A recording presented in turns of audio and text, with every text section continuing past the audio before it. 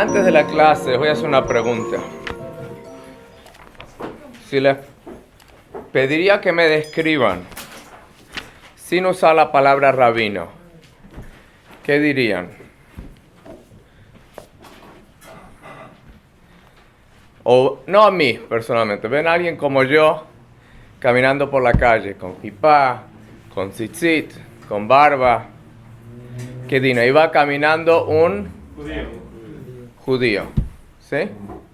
O dirán, ahí va caminando un goy. Goy. ¿Por qué no?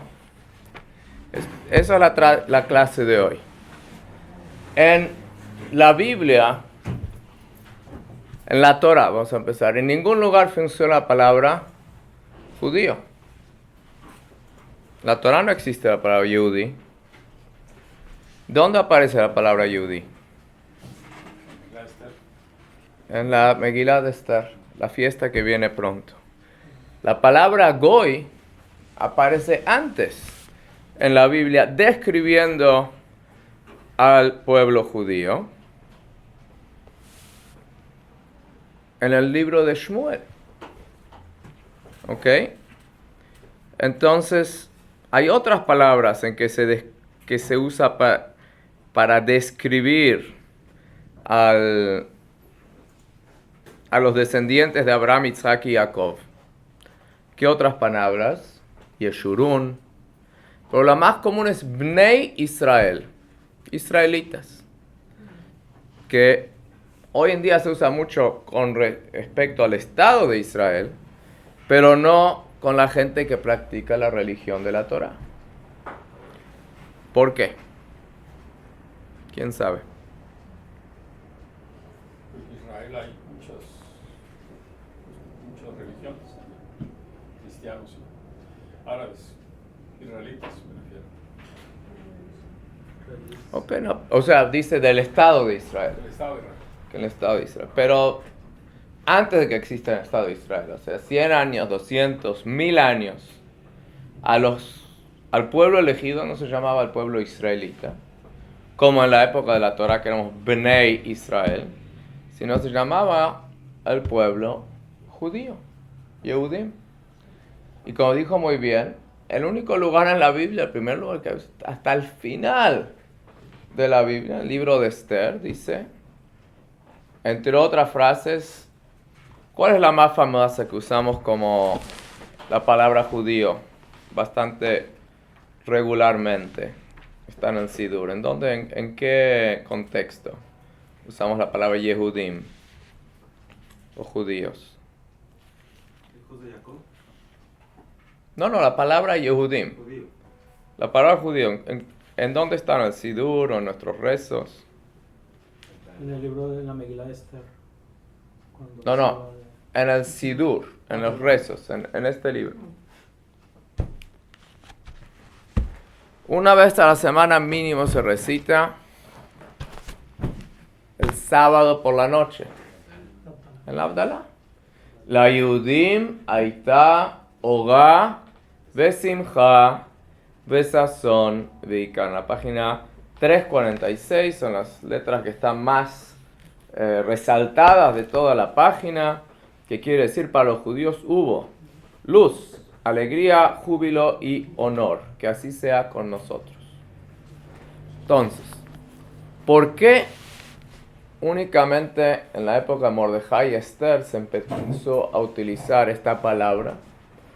¿Y cómo es que se volvió tan popular que todas las otras se volvieron obsoletas y se usa nada más la palabra judío? O casi exclusivamente.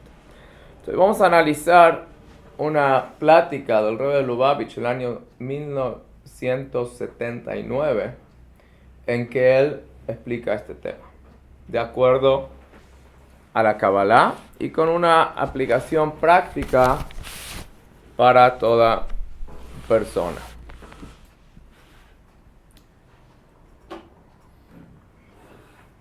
Entonces, como dijimos, hay que tener en cuenta que hay 4 bendiciones o descripciones, formas en que se habla del pueblo judío, que son, en este pasuk, Oga, Simcha, Sazón y Veikar. Quiere decir luz, alegría, júbilo y honor. Y esto es algo muy apropiado porque hoy comenzó, ¿qué comenzó hoy? Adán. Merdadar. ¿Y qué es la mitzvah de Adar? Aumentar la alegría. Aumentar la alegría. Siempre hay que estar alegres, pero hoy hay que estar más alegres todavía. Y por eso el Yetzer Hara, ¿qué va a tratar? Lo opuesto. Va a haber muchos motivos. Yo, gracias a Dios, tuve bendición. Hay muchísimos motivos para no estar alegre. Pero, Baruch Hashem, seguimos con la sonrisa en los labios. Entonces, ¿qué quieren decir? Vamos a analizar estas 4 palabras. Simcha, Oga, Simcha, Sazón, Beikar. ¿Cuál es la conexión con el ámbito histórico en que los judíos empezaron a utilizar esta palabra Yehudim, judíos? ¿Qué es lo que pasó en la época de Purim? Para empezar hay que entender que fue la mayor amenaza que hubo contra el pueblo judío en toda la historia de la humanidad. Se puede decir que fue en este momento. ¿Quién sabe por qué? Porque intentaban estudiar a todos los judíos. ¿Y Hitler qué trató de hacer? ¿Qué diferencia hay? Que Hitler, por suerte, tenía control de parte limitada del mundo civilizado. Los judíos en América no estaban bajo su... Él quería conquistar, pero no llegó. Pero Hamán tenía autoridad sobre todo lo que era el mundo civilizado. Entonces, todos los judíos vivían en países que estaban bajo la autoridad del dominio de Hamán. Entonces, su decreto fue muy fuerte. Paró fue algo parecido, pero quiso solo a los hombres. Hamán quiso arrasar con todo.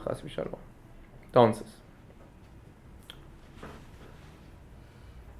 ¿cómo se salió de esta tremenda amenaza? ¿Qué es lo que hicieron los judíos? Estuvieron dispuestos a sacrificarse, a esforzarse, a dar el todo para no desconectarse con Dios, de Dios. Y el resultado fue todas estas bendiciones que dijimos, Orá, Simcha, Sazón, Beikar, que como vamos a estudiar ahora no son simples palabras, sino que cada una representa distintas partes del Etz Haim, del árbol de la vida, de distintas manifestaciones divinas y nuestra forma de conectarnos con él. Pero vamos a analizar simplemente la palabra Yehudi. ¿De dónde viene? Yehuda. Muy bien. ¿Y de dónde viene el nombre Yehuda?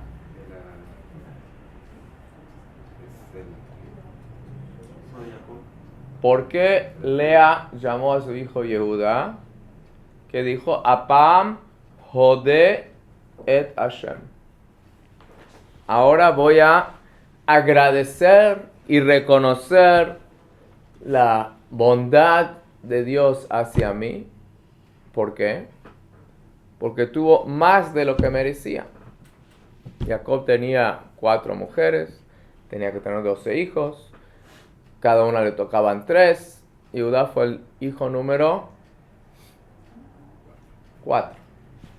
Okay, entonces dijo, wow, ahora sí, gracias Dios, me tocó más de lo... Y por eso el judío, el momento que toma conciencia por la mañana, que es la primera palabra que sale de nuestros labios, Modé. Modé. Gracias, reconozco, Dios. Eso es lo que es un Yehudí. Eso es lo que, el motivo por que nos llamamos judíos. Porque nos alejamos en ese momento de la idolatría y reconocimos que Dios es el único.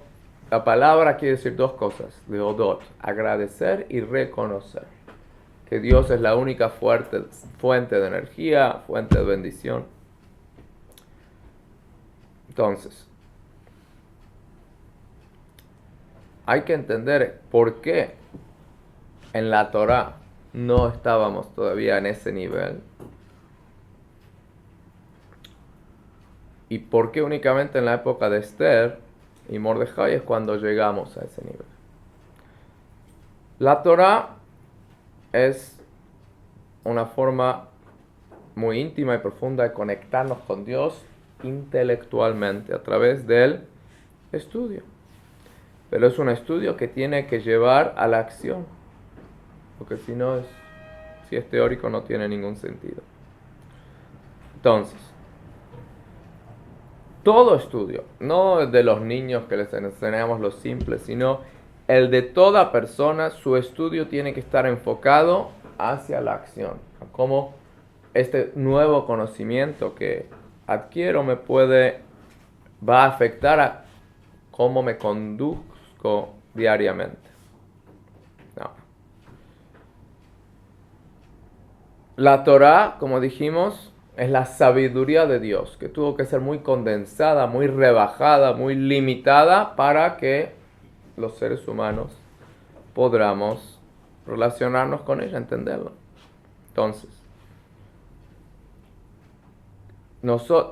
Dios como que nos da un juguete en el idioma del profeta Sha'ashuim, que es como que Dios toma algo muy precioso y lo rebaja hasta que nosotros, como un papá que quiere jugar con su hijo, que quiere relacionarse con su hijo, no un bebé, no va a empezar a enseñarle Kabbalah, le dice Gugu, Gaga, Torah, Shema, palabras simples.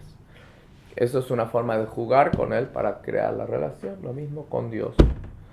Él rebaja su sabiduría para que nosotros podamos relacionarnos con él a través de ella. Y de la pura Jochma, de la sabiduría de Dios, se rebaja hasta que es algo que puede tomar forma de tinta sobre papel, limitado en letras, como sabemos que un concepto, cuando está en la mente sin definir, abarca mucho más que cuando uno empieza a escribir y lo limita mucho más. Eso es lo que Dios hizo con la Torah. Ahora, el Yehudí es aquel que reconoce en toda la Torah la increíble conexión que hay con Dios. En la Perashá última nosotros leímos muchas leyes comerciales, leyes de daño, leyes de cosas que parecen muy físicas. Pero sabemos que todo eso trasciende el pshat, lo simple, y hay muchos niveles para entender nuestra relación con Hashem a través de esas halajot, de esas leyes que hay en la Torah. Entonces, cuando uno comprende la Torah, dijimos, es una forma muy íntima de conectarnos con Dios. ¿Por qué? Porque nuestro intelecto se vuelve uno con el intelecto divino. Nosotros rodeamos, por decirlo de una manera, con nuestra mente el concepto de la sabiduría divina, y Dios también con su sabiduría nos rodea a nosotros. Entonces es una conexión muy profunda. Entonces, lo importante es reconocer que hay mucho más en la sabiduría de la Torah y agradecer a Dios por habernos dado esta posibilidad de conectarnos con Él de forma tan profunda. Y toda la Torah, inclusive las partes más simples, tenemos que estar conscientes de que hay un aspecto divino muy profundo en ellos. Por ejemplo, yo no robo, no asesino, no porque es algo feo, porque no quiero, porque es algo que la sociedad condena, porque es algo... No. El único motivo por que uno no lo hace es porque es la voluntad de Dios, y eso es lo que dice en su Torah. Porque de otro modo, uno termina como los nazis en Alemania, haciendo un holocausto. Dice, bueno, la sociedad dijo que no hay que asesinar, pero ahora dice que a los de esta raza, religión, color, altura, lo que sea, sí es mitzvah o se puede. Entonces se corrompe totalmente la humanidad de la persona. La única forma en que podemos ser humanos es tener esta oda'a, este reconocimiento de que para ser humanos tenemos que someter nuestro entendimiento al entendimiento divino. Eso es lo que nos hace humanos. Ahora, la otra frase muy famosa en la de Megilá, que también se utiliza la palabra Yehudim, dice, Kiblu a Yehudim ashe kiblu, que los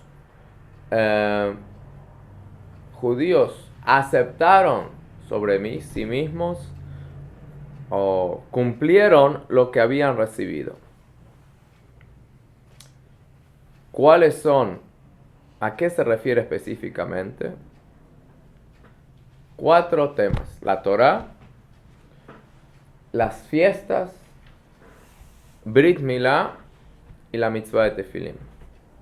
Y por esas 4 recibieron las 4 recompensas: Orá, Simjá, Sazón, Beikar, luz, alegría, júbilo y honor.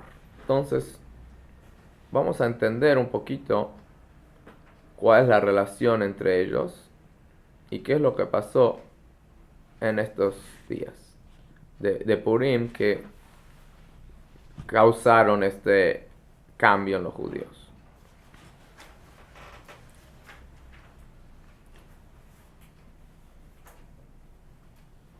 Yehudí es una palabra que describe la conexión que tenemos con Dios, que es muy profunda, muy esencial, de esencia de la persona, de la esencia de Dios, que no se puede alterar. No importa lo que se prohíba al judío, no pueden estudiar Torah, no pueden hacer Brit Milá, no pueden.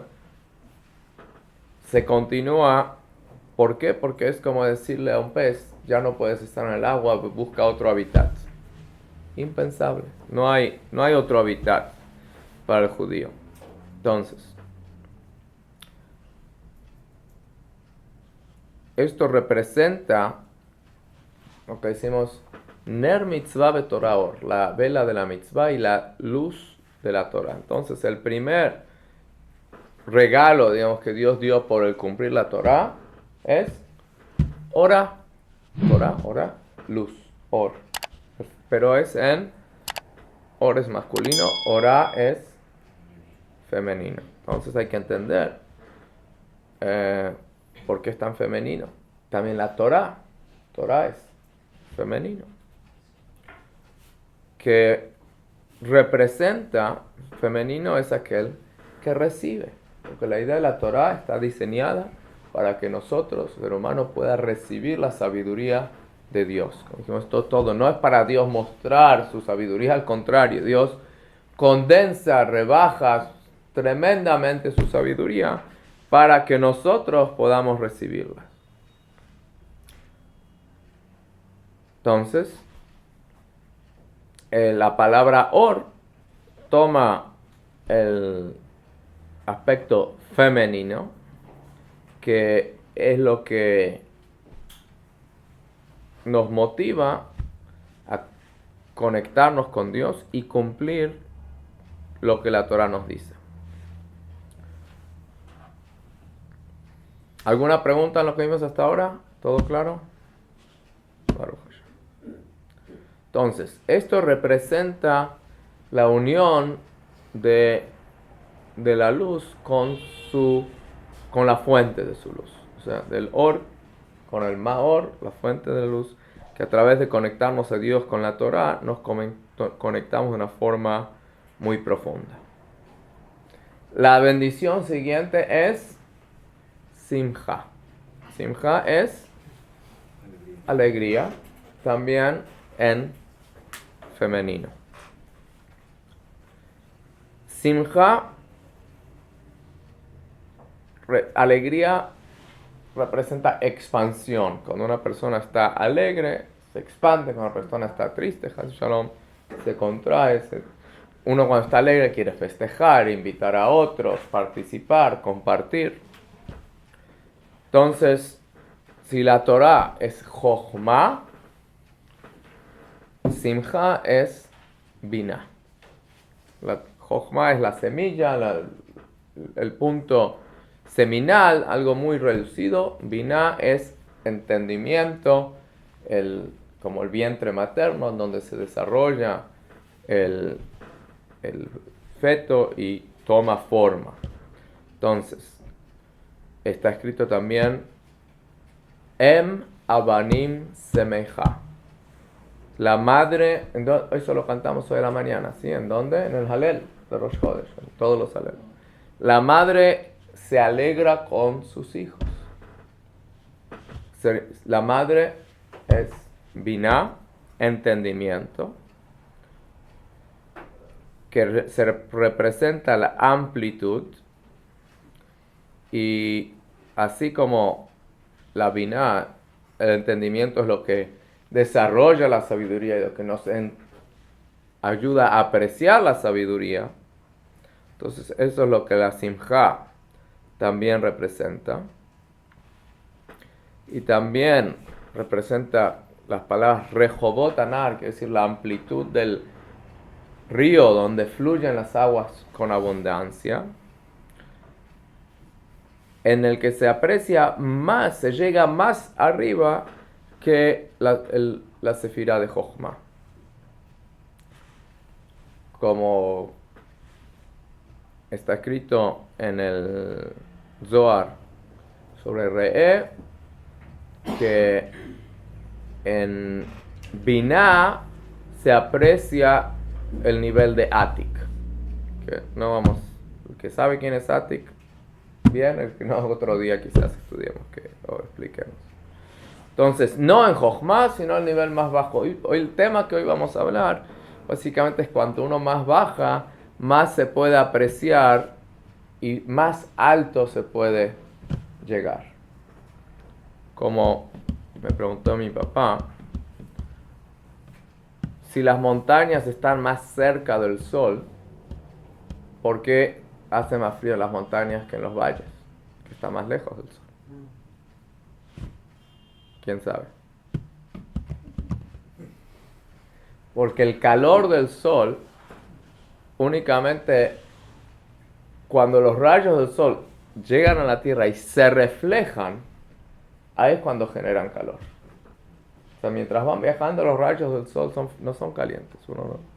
La reflexión, entonces cuando uno más bajo está, más cerca está de esa reflexión, y por eso hace más calor en los valles que en las montañas. Ese es el tema de hoy, que cuando uno más baja en la Sefirot, más alto puede llegar, conectarse en la energía. Y eso se va a ver únicamente, realmente apreciar la llegada del Mesías, donde está escrito que el Malchut va a ser la más apreciada de la Sefirot, como dice Eshet Hail Ateret Bala, una mujer de valor, es la corona, Ateret, Keter, corona de su marido.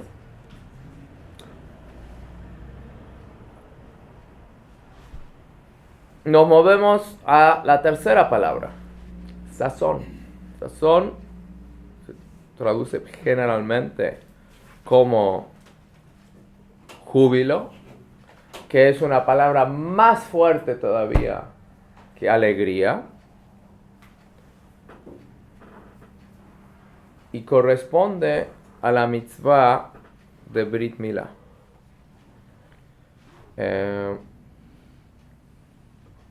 Segundito, creo que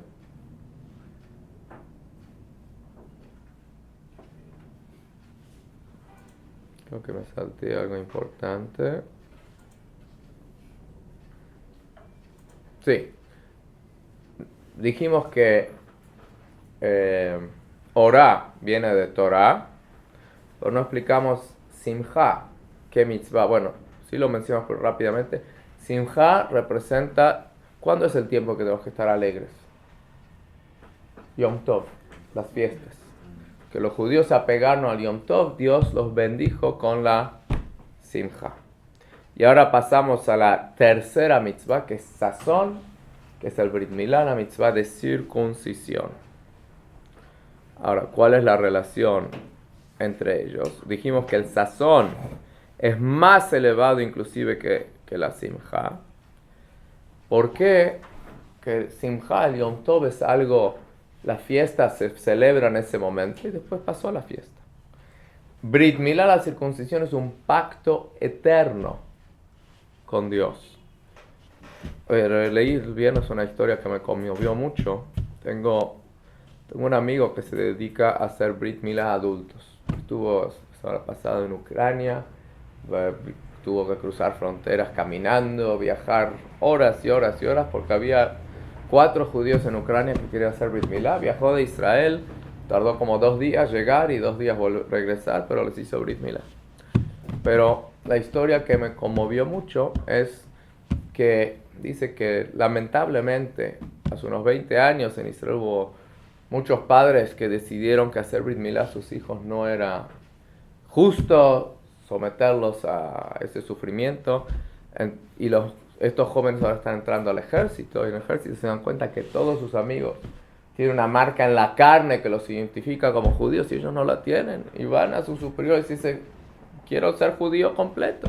Entonces ellos les ayudan a hacer Brit Milá y mi amigo les facilita eso, y es mucho más doloroso. Yo estuve presente en Brit Milá de adultos comparado con lo que es un niño de 8 días que no siente casi nada. Los padres que piensan que les hacen un favor es lo peor que pueden hacer. Como decir a mi hijo: yo no voy a hablar de drogas, le voy a dejar que pruebe todo lo que quiera, que pruebe la cocaína, que pruebe ácido, que pruebe lo que sea, y después decida si es bueno o no. Claro, cuando ya quemó su sistema nervioso, su mente y todo, y está adicto a todas las drogas, ahí va a decidir. O sea, es muy lamentable, pero de todos modos hacerme cuenta que había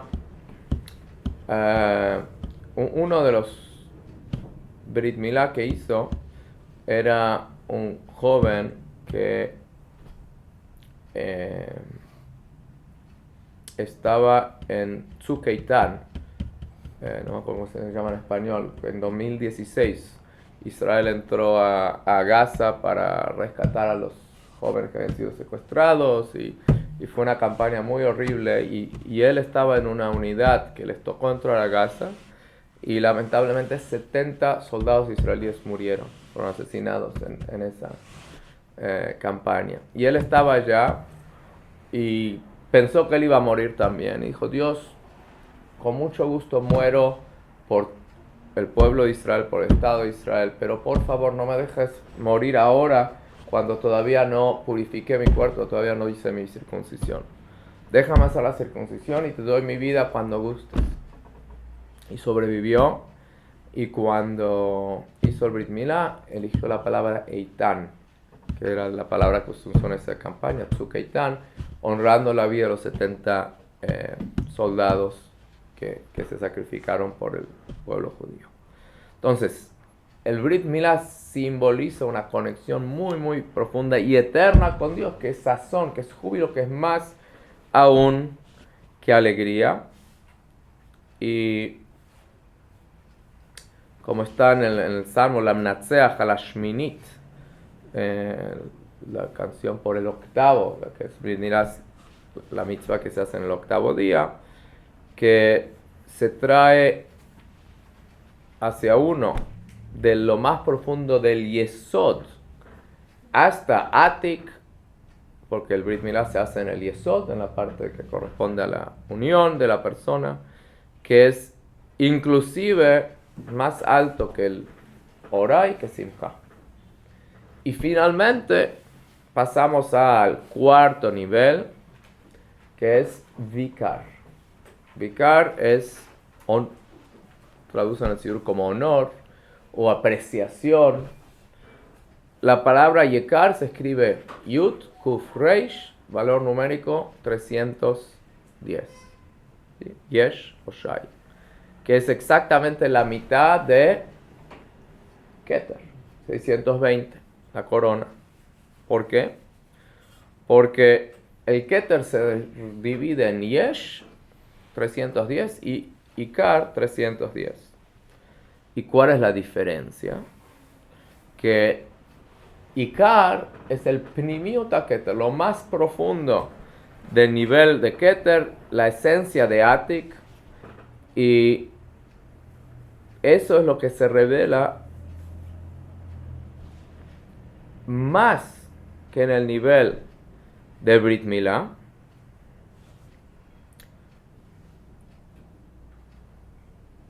más que la Binah, sino que se llega a un nivel extremadamente elevado con él.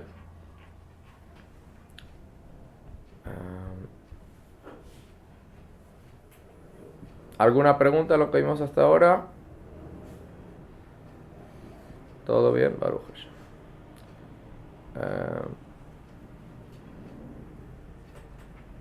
Entonces, esta unión tan profunda, de acuerdo a lo que describimos, es la unión que se logra a través de ¿qué mitzvah? Quiere literalmente, hay dos mitzvot, por lo menos, que quieren decir unión, pero ¿cuál viene a la mente? ¿Qué mitzvah que hacemos que su traducción es unión? Tfilin. Ok, que es la cuarta mitzvah que mencioné. Dijimos Torah, Yom Tov, fiestas, Milá y Tfilin. Tfilin y Tefilá. Tefilá quiere decir rezo, Tfilin, ¿sabe lo que son los Tefilin? Los dos vienen a la misma palabra. Quiere decir unión, conexión, perdón, no unión, conexión. Es muy parecido. Que simboliza el más profundo nivel de conexión. Como dijimos, Ikar quiere decir apreciación. Cuando nos damos cuenta que no podemos apreciar a Dios, no podemos realmente relacionarnos con Él, pero deseamos una conexión profunda y duradera o eterna. Y todo esto se expresa a través de la alegría, del júbilo, de la apreciación que nos lleva. Vamos, no es fácil explicar la palabra Ikar, pero digamos que me regalan un hermoso dibujo del Alter Rebbe. Y yo lo miro de lejos y digo, wow, qué bonito. Se ve la santidad del Alter Rebbe, se ve su sabiduría, está muy bien. Pero me acerco y veo que no es nomás la imagen del Alter Rebbe. Que este dibujo está escrito con muy pequeñas letras del hebreas, en la que están los primeros 32 capítulos de Tania. Entonces digo, wow, aquí hay un nivel de apreciación del arte, de la santidad. No sé si han visto ese retrato alguna vez del Alter Rebbe, es algo hermoso. Al estilo que hacen en Tzfat. Entonces hay una apreciación cuando uno saca de wow, están 32 capítulos de Tania, wow, esto es apreciación. Que le crea a una persona una alegría y una conexión con lo que dice, wow, antes yo pensé que era una foto bonita, ahora me doy cuenta que es la gran sabiduría de la Kabbalah hecha accesible para todos nosotros. Entonces, eso es Ikar, ¿okay? El cuarto nivel. Entonces, en las Sfirot nos alejamos un poquito, dijimos Torah es Jochma,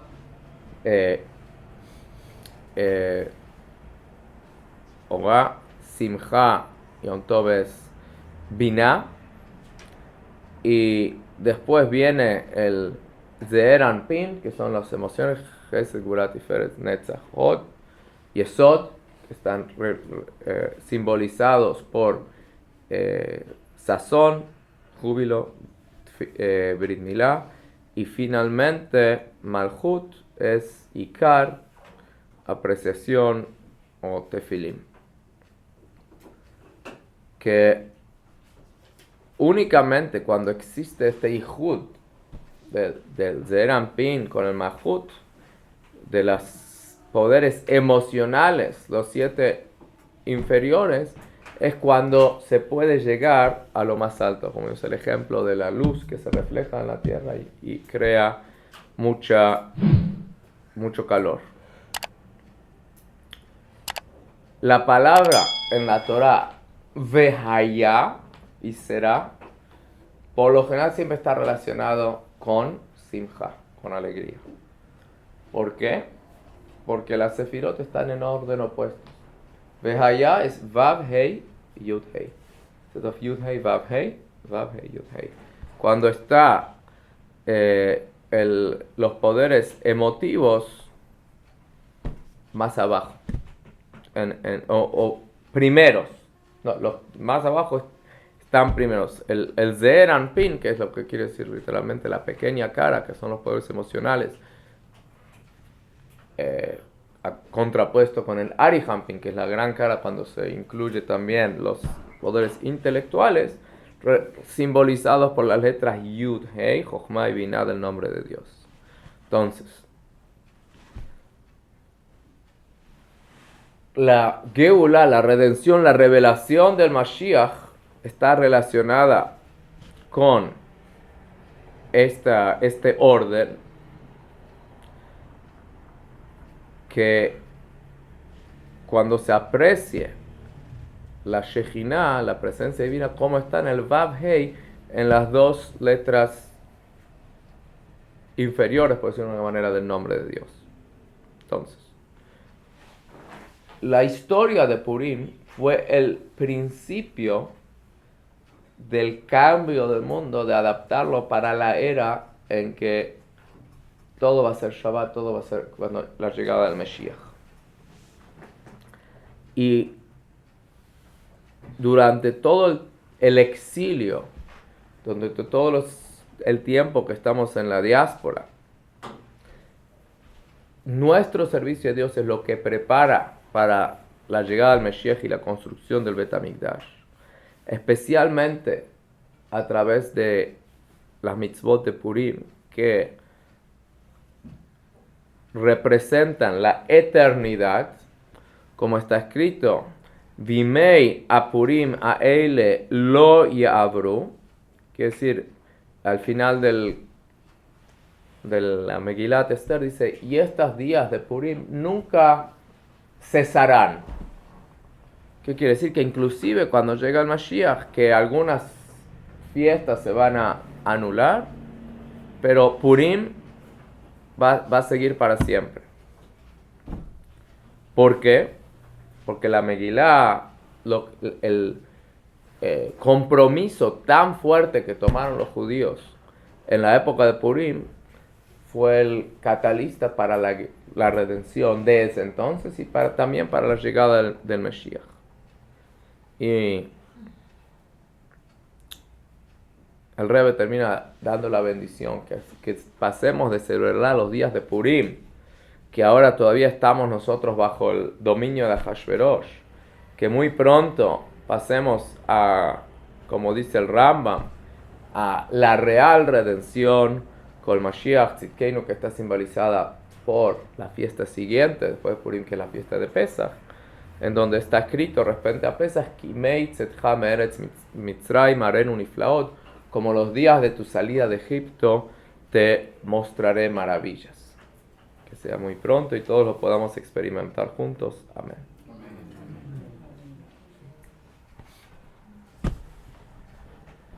Muy bien. Feliz Purim a todos. Feliz Adar, de que podamos cumplir la mitzvah de estar feliz. Baruch atah Adonai melech haolam, shehakol niyah bidbarav. Amén.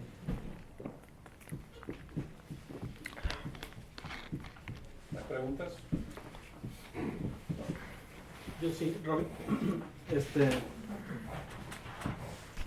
Estábamos platicando otra vez sobre una pregunta con tema de alajá para Benay Noah.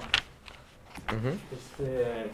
Estamos platicando otra vez sobre cuando las personas que venimos de otras escuelas, de otras religiones, nos empezamos a deshacer de todos estos conceptos que teníamos antes. Ujú. Y he escuchado a algunos rabinos, ahorita no recuerdo cuál es el nombre de uno, del que explicaba esa parte de que tiene que hacer un proceso de rechazo a esa organización o a esa parte donde uno pertenecía, ¿no? Por ejemplo, si nació ahí o si Ujú. existió un registro. Y no recuerdo si es la parte alágica que daba, pero explicaba que podrías estar apoyando a Bodasara, o sea, el que tu nombre esté registrado ahí. Posiblemente esa organización esté obteniendo algún beneficio por medio de tu nombre. Ujú. Pregunta, esa parte, por ejemplo, algunos que han hecho conversión aquí, no la han puesto como un requisito para la conversión. ¿Es alajá eso o es una opinión sobre ese tema? Bueno, uno no puede tener ninguna conexión con la idolatría. Entonces, si una persona tiene una conexión con la idolatría, tiene que deshacerla. Tendrías que hacer el proceso de No sé si es renunciar. un proceso. Sí, seguro que por parte de la conversión, inclusive de parte de aceptar las 7 mitzvot de Noach, es renunciar todas las creencias inapropiadas que uno tuvo hasta el momento. Y si uno tiene algún tipo de afiliación con cualquier organización idólatra, tiene que quitarla, removerla. ¿Sí? Entonces, sí El sería, único motivo que se me ocurre que quizás nadie lo puso como requisito, que no se le ocurrió que alguien podía tener algún tipo de afiliación o algo así, pero seguro que es algo muy importante. entonces no es una opinión, sería parte de la alajá de eso. No tener ninguna conexión con la idolatría es alajá. Porque normalmente, por ejemplo, cuando uno sale, pues uno normalmente ya simplemente deja de asistir o abandona. Depende de la afiliación que tenía. Si está de alguna manera afiliado formalmente, tiene que deshacerlo, así no hay duda. Muy bien. Otra pregunta, Rab. En este libro, el Rab Uri Sharki, el de Litanam, él hace una diferencia entre Benei Noach de acuerdo a los que aceptan las 7 mitzvot y aparte los que las aceptan frente a un tribunal rabínico. ¿Eso es válido? O sea, ¿es algo que se esté usando actualmente o es algo que se usó?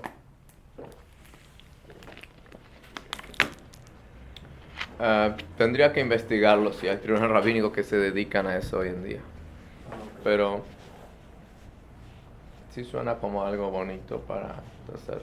Sí, porque él dice, los Benei Noach son los que aceptan Shabbat Mitzvot, y luego dice, está el Ger Toshab, que acepta sobre sí frente a un tribunal rabínico las 7 Mitzvot. El Ger Toshab era en la época bíblica en que los judíos estaban en Sí, yo eso no. la tierra de Israel. Yo no he escuchado que gente lo haga hoy en día, pero suena muy bien. Ok. Es una buena idea para hacerlo, ¿por qué no? Ahorita le estamos dando difusión al movimiento Benei Noach Excelente. para traer más. Baruch Hashem. Que Hashem los bendiga y tenga mucho éxito. Gracias, Rabbi. Davino, Moshe Payares es el responsable del programa de Benigno. Ah, qué bien. Sí.